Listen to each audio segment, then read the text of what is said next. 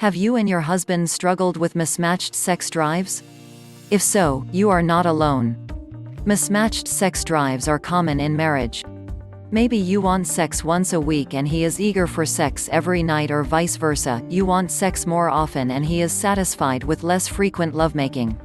Just to be clear, we aren't talking about the ongoing sexual refusal, where one spouse wants a reasonable amount of sexual intimacy and the other spouse rarely or never wants sex. That's a more serious disconnection beyond the dilemma of mismatched sex drives. What we are talking about is when a disagreement about the frequency of sex continues to make its way into your hearts and home. So how often is often enough when it comes to lovemaking? Every couple is different, so there is never going to be a number that fits universally across the board. Even so, you and your husband need to be making love at least regularly enough that your sexual bond is mutually valued and enjoyed. If mismatched sex drives are derailing your sexual connection with your spouse, don't wait for the struggle to sort itself out.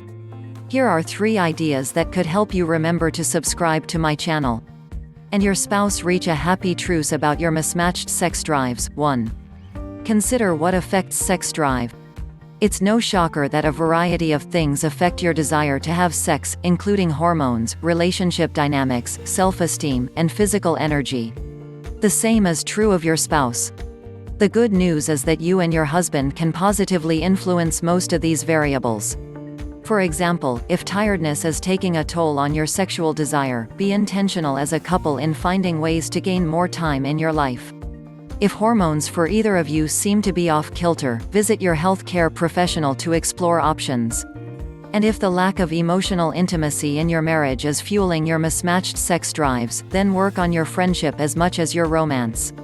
2. Remember the purpose of sex in a marriage. Disagreeing about sexual frequency can consume us if we let it.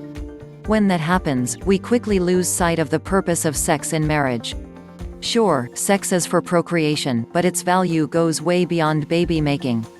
Nurtured sexual intimacy helps you build a shared sense of vision for the marriage and reminds each of you of your unique bond before God. If you and your husband are arguing about your mismatched sex drives, take a breath. Stop seeing each other as an opponent.